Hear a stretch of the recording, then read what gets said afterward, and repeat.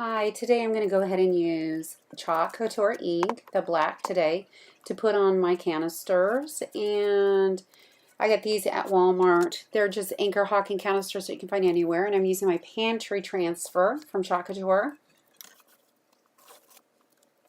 So what I'm trying to do is go ahead and center that on there, not only horizontally but vertically, especially vertically, on my jar. So I'm using a little measurement tool, a little ruler. And then I'm using my scraper since it's a little flatter than my finger was. Pressing it down because those are adhesive. The transfers are all adhesive so that you get a good clear transfer. So this is the ink, and so as you can see it's a little shinier and it's very smooth. And so I'm using a scraper that I cut apart. You can see the full-size one, and that helps me smooth things out. The small full-size one want a nice even coat with no bubbles within that screen. When you have a larger transfer, you have a bigger screen. As you can see, that turned out pretty well. Had a little blur on the bottom. Remember, though, that these are all water soluble, so that you can actually go ahead and wipe it off. Now I'm going ahead and use a dryer, and the dryer lets it obviously dry. But before I put it in the oven to bake, since it's an ink and a non-fabric surface, you bake it at 350 degrees for about 30 minutes. But I wanted it dry so that I wouldn't mess with what I'd already done. Now I'm using the ink, again on a smaller jar. And the reason I'm using the ink is because that, again, once you heat set it, it stays on there. When you use the Chalk Couture paste on top of that, then you can erase the label that I put on top of the word, but it doesn't necessarily take the background off anything that I did in ink. So again, here I am measuring it and making sure everything's centered. Spreading the ink again. Making sure that I get a nice, smooth finish, no bubbles. Using my scraper. And then pulling it off. Now, I don't know if you can see this, but in the middle there is like a white, it almost seems like it's too transparent there.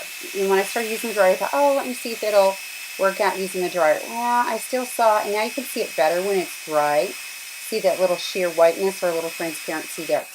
So what I tried to do was dry it, and then I thought, oh, I'll wash my transfer, which is water, wash it out, and let it dry. And then I went ahead and I'm going to try and put it back on in the exact same spot and put another layer of ink on top of it.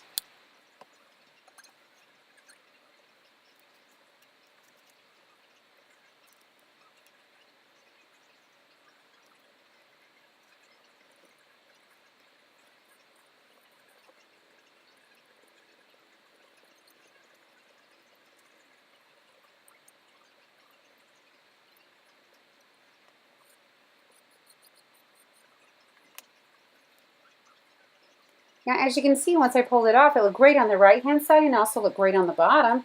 However, I noticed the left-hand side looked terrible, so I thought, oh, I'll just straighten it up with a little rubbing alcohol and a Kleenex. So I started trying to make it even and going around it, and I thought, it's not going to work out.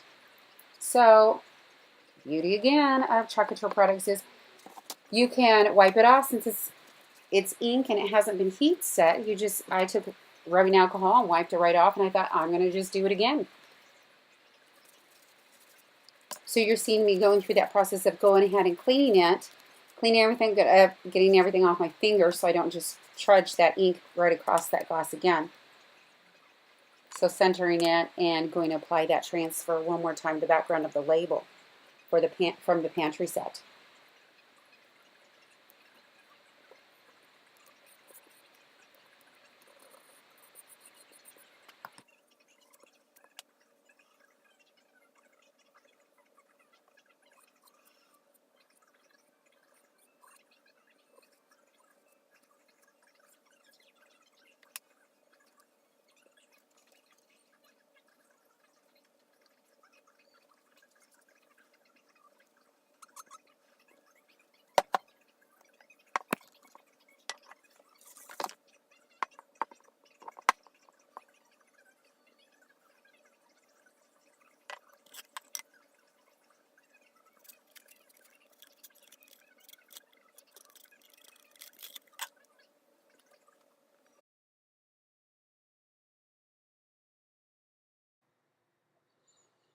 So now I wanted to go ahead and put labels on there as far as what's in each container. So I'm putting flour on the large container.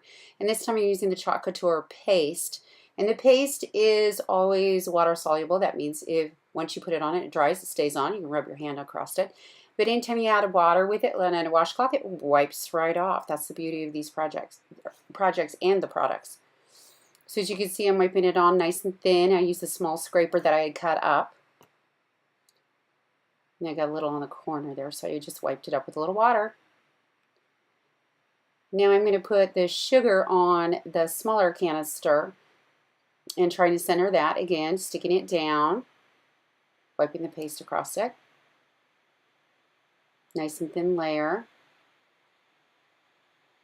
Making sure my edge of my container is clean, and so I can put the lid back on.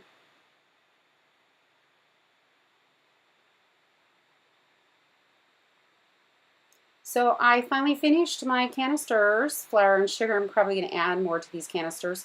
But I was really excited to finally use my pantry transfer. Make sure you look at the materials list. And if you have any questions, feel free to ask me any questions about this project. Thanks for tuning in today.